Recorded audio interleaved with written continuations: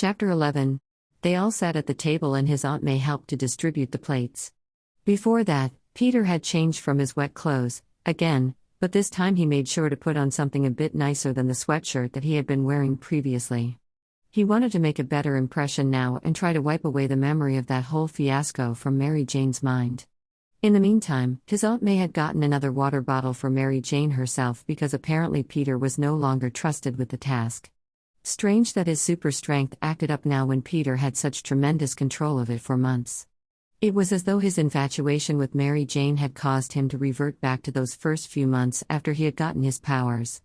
Where there had been a lot of broken door handles, bottle caps, and even once the combination on his school locker had been smashed by his fingers. He hadn't been able to access it for a week. "Thanks for having me for dinner, Mrs. Parker," Mary Jane piped up as a plate was set in front of her. "I know that you were only expecting Aunt Anna tonight." Waving off the slight amount of hesitance in Mary Jane's voice, Aunt May responded, "Please, call me May. And think nothing of it. We're always glad for extra company, right, Pete?" Sending an eager smile Mary Jane's way, Peter nodded. "Yeah, you're welcome over any time." Mary Jane matched his grin, which resulted in his heart to begin pounding double time. Annabelle chuckled. "That may be more frequent than you expect since Mary Jane here has finally agreed to move in with me." She was beaming in that grandmotherly way again toward her niece. Anyone with eyes could see the genuine affection displayed there. But at the words, Peter's heart stopped for just a moment as the news caught up to him, and when they did, his entire body almost quivered in excitement. "Really?" Mary Jane bit her bottom lip to try and quell a smile. When she seemed to have it under control, she responded, "Yeah, Tiger. Looks like you got yourself a new neighbor." "That's great." Aunt May piped up as she flashed Peter a winning smile and a knowing glint in her eye. Was Aunt May trying to play matchmaker? If so, then... well, maybe Peter wouldn't complain all that much, to be honest. "When do you officially move in?" "Tonight," Mary Jane said as she took the salad tongs from her Aunt Anna before she scooped some of the leafy greens onto her plate. "I have to go back to my parents' place tomorrow to get my stuff, though." Annabelle's eyes widened significantly and she set down the fork that had been halfway to her mouth before she turned her whole body in her seat to face her niece head-on. "You're going back there? Tomorrow?" The shift in the air was a bit bizarre and Peter watched the interaction critically. Annabelle seemed almost alarmed, if not concerned. Peter knew a bit of Mary Jane's home life from what she told Spider-Man. But was it really that bad? As a part of her response, Mary Jane's lips thinned as she stuck her fork into a bit of the chicken, picking at it. "I'll be fine, Aunt Anna. Honest." The concern didn't leave Annabelle's face. "Still, I'd feel better if someone went with you." "Peter can go with." Aunt May piped up so suddenly that all eyes snapped to her. His Aunt May didn't seem to mind the attention as she seemed very pleased herself for the idea she just proposed. "He can help lift the heavier boxes." Peter was watching his aunt with wide eyes. But he refrained from apologizing if they had overstepped any boundaries. And the answer was simply due to Annabelle's look of relief at the offer. She sent the both of them an expression of gratitude before she turned to face her niece once again. "I would like it better if Peter could join you, Mary Jane." Mary Jane was looking at her aunt before her gaze shifted and connected with Peter's at the same exact moment. Peter gave her a sheepish smile and a one-shoulder shrug, trying to seem blasé about it in an attempt to make her more comfortable. "I'd love to help." At this, Mary Jane softened before she shrugged, looked down at her plate, and speared her fork in her salad. "Thanks, Tiger. After all, we need to test how fit you actually are." His Aunt May laughed. "He has been working out, after all." "I really do appreciate your helping out, Peter," Annabelle chimed in with a kindly smile. "You're such a good boy." Peter didn't know what to say. His cheeks were flaming at the compliment. It made him sound like a golden retriever. But for once, Annabelle seemed to notice his embarrassment and quickly changed the topic. "But of course, with Mary Jane moving here from Brooklyn, she'll need to be set up in a new school in Queens." Peter perked up. "You should sign up for my school at MSST." "What kind of school is that?" Mary Jane asked as she cocked her head to the side, meeting his gaze again. She was so fucking adorable. "Midtown School of Science and Technology," Peter answered, somewhat proudly and taking the opportunity to subtly let her know how smart he was. It wasn't bragging if he was just trying to be informative, right? Mary Jane hummed, seemingly unaffected by Peter's achievement as she handed the salt and pepper over to his Aunt May. Not really my scene, Tiger. Peter's cheeks flushed with pleasure at the nickname she gave him, which overcame the disappointment he felt at her not wanting to join him at his school. And what is your scene, Red? Why in the world did he just call her that? He seriously just overstepped the line. But Mary Jane looked up and met his eyes with a smile, and Peter's heart froze before beating double time in his chest. He vowed then that he would be calling her Red a lot more often if this was the reaction he would be getting from her.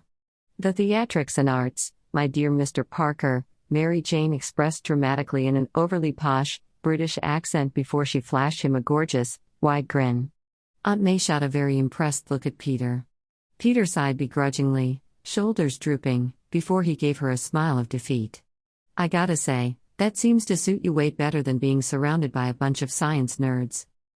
Scoffing slightly, Mary Jane waved off his comment. Science nerds are the best kind of nerds, the cool kind. Look at Tony Stark. He's a science nerd and a playboy. So don't sell yourself short, Pete. His Aunt May chimed in and they all laughed, even Peter managed to chuckle a bit at his own expense. But in his mind, he couldn't help but fixate on the fact that Mary Jane had just called him cool, in a roundabout sort of way. And as Mary Jane flashed him a beaming grin and his heart started to beat double time, he felt all of his thoughts melt away to mush. Man. I'm in trouble. Peter woke up far earlier than he needed to. He was scheduled to meet Mary Jane at 9 o'clock in the morning to commute to her parents' house together, but here he was, at 6 in the morning. Pacing the ceiling. That was how his Aunt May found him 2 hours later. She peeked her head through the doorway and shook her head at him. You've got it bad. Peter flushed, but he didn't deny it. Well, you've seen her, he began as a way of explanation, his hands moving energetically as he spoke and continued to pace, but it's also more than her looks. She's more than proof that she is a good person. Leaning against his bedroom doorframe, his Aunt May nodded with a smile. Funny too. That girl is as quick as a whip. I would even say that she's on the same level as Tony when it comes to sarcasm. Peter couldn't suppress the smile that came to his lips as he thought about some of her light-hearted jibes that she flung at him. If he didn't know any better, he could have sworn that she was flirting with him. But then, he would remember that she acted similar to that whenever she interacted with Spider-Man. During the remaining hour, Peter finally started getting ready for the day. He took a shower, where he still managed to find some leftover sand in his hair, and combed it in his usual slick-back style. Then, he picked out a long-sleeved shirt and a pair of jeans. He wanted to go for nice but casual. They were moving her things today, after all. He would look weird if he picked out anything nicer. When it was finally time to meet Mary Jane, Peter bounded out of his apartment and jumped in a half-circle to the side so that he landed right in front of Annabelle's apartment door. He knocked with jitters bouncing in his stomach as he waited patiently for her to answer. When she did, he was greeted by her gorgeous face once again. How was it that she still managed to startle him with her beauty every time he saw her? He didn't think that he would ever get used to it. But when he noticed her clothing, he saw that it was the same outfit that she wore yesterday to dinner.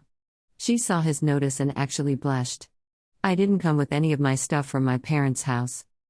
Peter's eyes widened. You left that suddenly? He blurted before his eyes widened and he snapped his mouth shut. Stupid. This was obviously a sensitive topic for her, sorry. I didn't mean it like that. Mary Jane waved off his apology.